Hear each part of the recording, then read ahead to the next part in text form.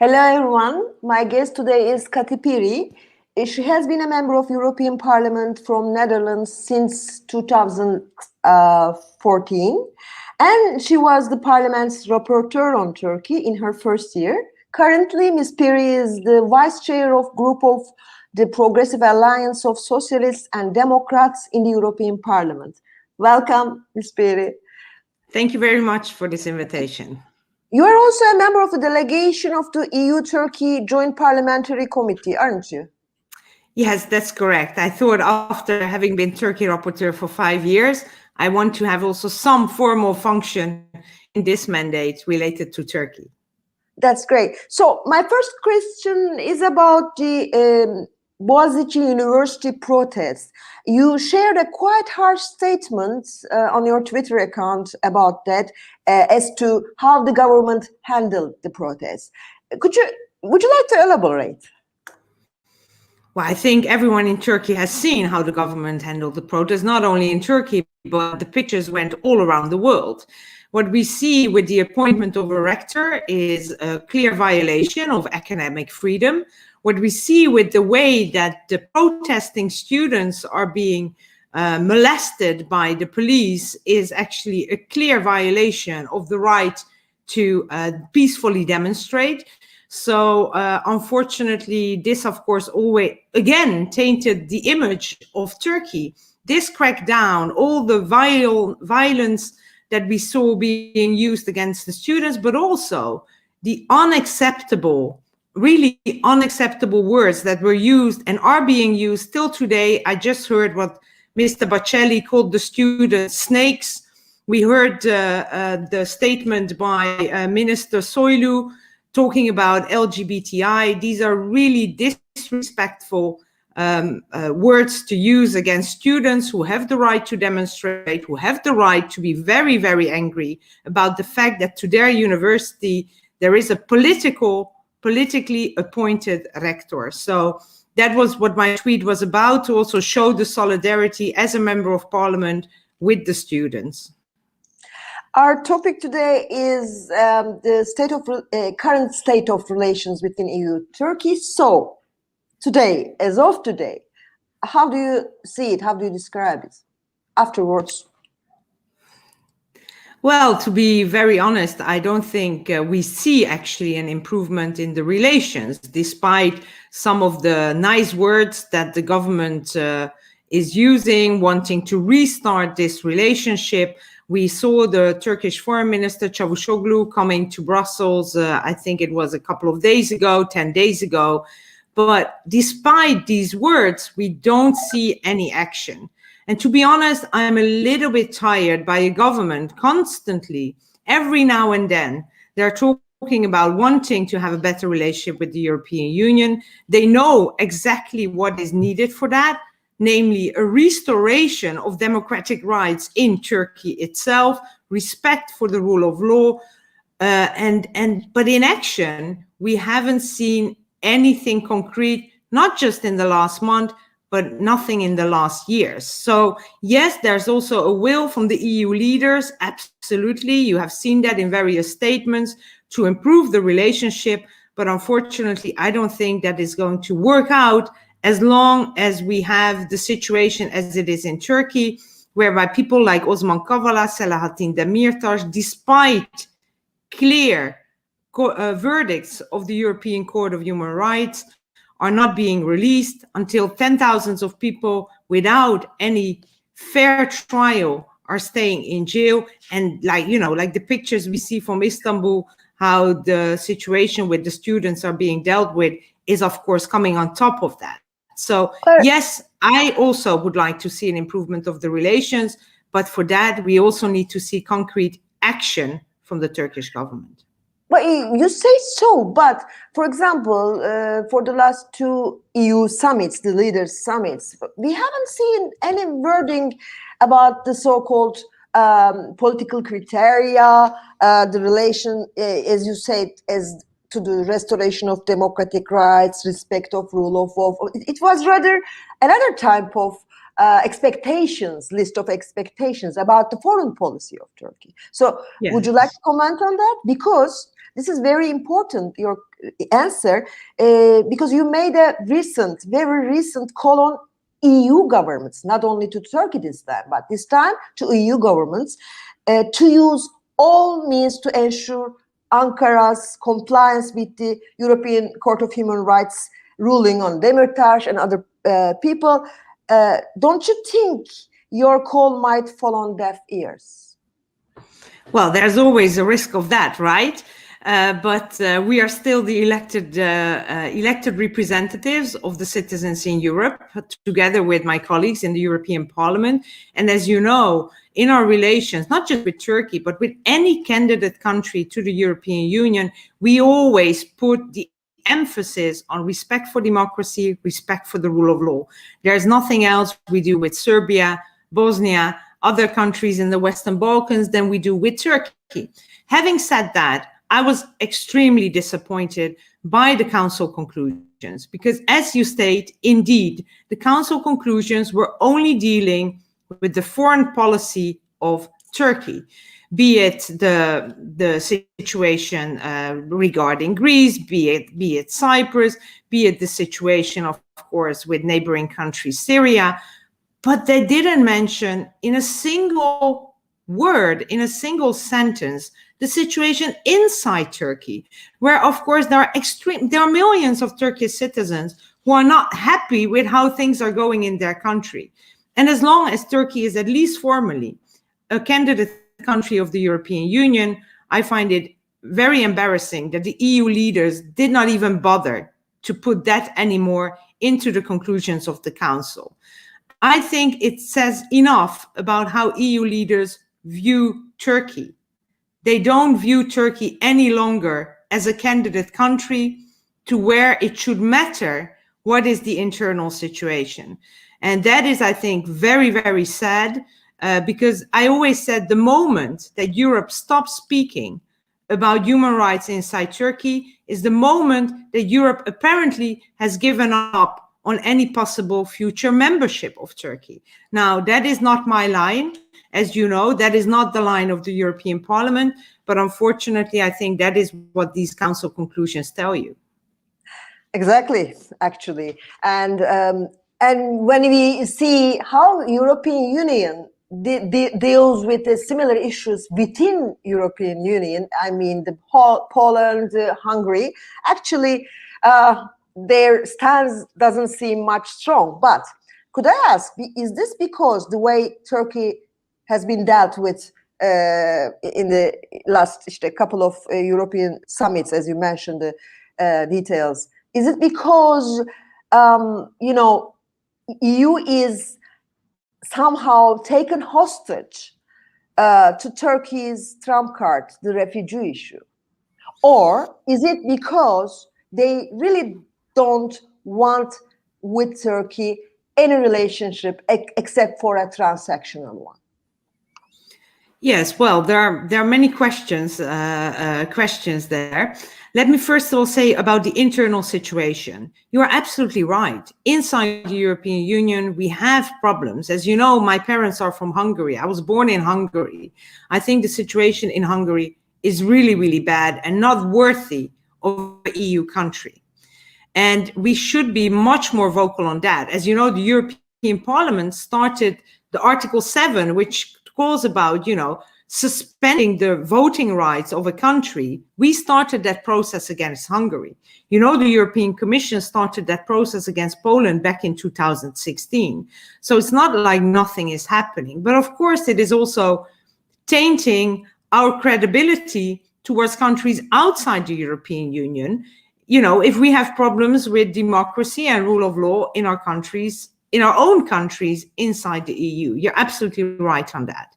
Now, I think when it comes to Turkey, what you see is that I think, governments are also representing, of course, the sentiments in their countries. And to be very honest, here in the Netherlands, there is no debate anymore for 10 years about EU-Turkey relations or about relations. There is a debate, but not about membership, because they simply see, the citizens in the Netherlands see that Turkey is drifting further and further away from EU values and standards. So I think governments are indeed not looking at Turkey anymore as a candidate country, but looking for a transactional relationship whereby the refugees for sure are playing also a major role. While the EU cannot handle the refugee problem itself inside because there are too many divisions, the only thing they can agree on is having agreements with countries like Turkey. Now, I believe in the longer run, this is a catastrophic policy for the European Union. And this is the way that we're going to lose also the support of Democrats inside Turkey if we don't have a credible process, if we don't speak out when human rights are being violated. So I think you see it in a good way. The Council is no longer dealing with Turkey as a candidate country, but I think that's not the way the European Union should react to developments inside Turkey. You mentioned a very important point. Actually, you put a very important point. I would like to ask, in the last EU summit, the Joseph Borrell was given the task of preparing a report that would include different forms of relationships with Turkey. What is to be expected after all you said these things? Well, unfortunately, and this is not new, the European Union, when it comes to foreign policy, it only works with unanimity. And we have very, very differing points of view inside the EU countries on what our relationship with Turkey should be. And this has, of course, been the fact since the beginning. At the beginning, when Turkey was reforming, when there were good and positive developments, when we started the negotiations, we already saw countries like France, Cyprus, Germany not wanting to, in the end, see Turkey joining the EU. Perhaps some of them were more openly saying it than others, but we did have, from the beginning, I would say, a double standard when it comes to Turkey as European Union. So that was when things went well in Turkey, there was no real capacity of the EU to step it up, to engage more.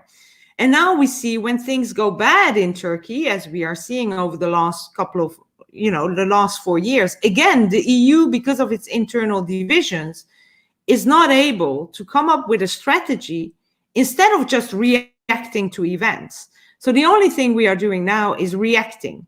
If Ankara says we want to have a better relationship, we are talking and looking at what that better relationship would look like. If only 1 year ago, remember, we had the huge crisis at the border between Turkey and Greece, then we are only reacting to those developments. What I want the EU to do is develop a more long-term strategy whereby we have to be honest, with this government in Turkey, I'm afraid Turkey will never become a member of the European Union. But I know one thing for sure, and this government will not sit there eternally.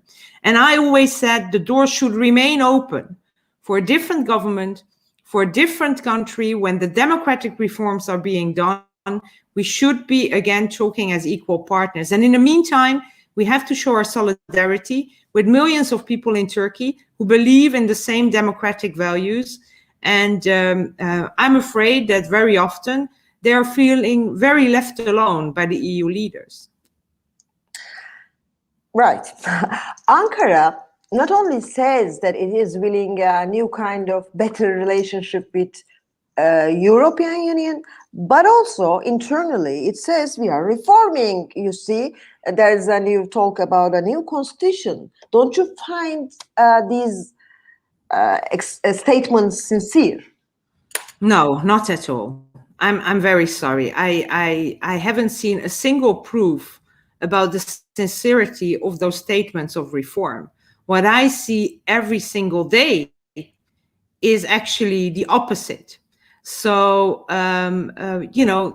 we can talk about the independence of the judiciary, about how in the country they dealt, and they're still dealing with journalism, the way that Kurdish mayors have been replaced, the way that the students are being dealt with. Now, where do you see actually on the ground those reforms kicking into action? I haven't seen them. I would be glad if I'm proven wrong. If there are indeed honest, thinking about reforms. And I will be the first one to speak out if those reforms are there, that I think that's a very, very good job. But so far, what I see is just words, and they're very empty words, because there's no concrete action on the ground of those reforms. Oh, I know how the answer will be. I am being allowed to talk to you now. Let me put you another question. I'd like to ask about the EU global human rights sanctions regime just being adopted. Who is to be targeted, and will it be used against Turkey? Yes, so we developed, in the parliament, there was a strong push for this individual human rights sanction regime, for the simple fact that we know also from the practice, whenever you have like economic sanctions towards a country, who is normally hit is the population, who becomes the victim of those economic sanctions, and actually never those who are committing human rights violations. So I think when talking about sanctions, which is not a policy in itself, but it should be part of a broader policy, then, targeting those prosecutor generals, those judges, those chief of police, but also perhaps those ministers who are really conducting serious human rights violations, to put them on an EU visa ban, to make sure they can't have in any European bank any of their money, personal targeted sanctions against those people who are committing the greatest human rights crimes around the world. And we know in the past that unfortunately also in Europe, we have many, many human rights violators who are coming here with their family to do shopping in Paris, well, under normal circumstances, of course, not in Corona times, who have a lot of money that they have somehow, stolen or illegally gotten on EU bank accounts. And I think it's very good that we put an end to that, and we have this new mechanism. It hasn't been used yet. It's very, very new, but I'm sure that in the future you will see also, for instance, in the European Parliament, the first time we said that this mechanism should be used is against those Chinese officials who are responsible for the great human rights violations that are happening to the Uyghur people in China. We in the parliament have called on the High Representative Borrell to use these human rights sanctions against those responsible in China for this massive crime against humanity that is going on. Isn't it looks like that for the last at least 4 years with the Trump administration, we have more and more of these human rights violators everywhere. So, but again, looking at those times, and what you told me today, it doesn't, the position of the European Union doesn't seem strong, against Turkey, because, and for the last few years, we have seen that international relations are much of the strength, who is strong, then his wording is okay, kind of thing. Do you expect it will change with the Biden administration, with the America getting better relations with EU? Well, the strength of the EU is not in the statements or in the words being used. The strength of the EU is in the size and in the economic power that we have. As you know, the biggest internal market actually inside around the world. And Turkey is very, very much dependent on that. And I'm sure that's also the reason for these words of reforms coming from Ankara. It's not because they actually want to do the reforms, but they're afraid that if they don't say this, a lot of investment will go away from the country, which will be, of course, very bad for the Turkish economy. So the power of the EU also towards Turkey, it's in its economic strength.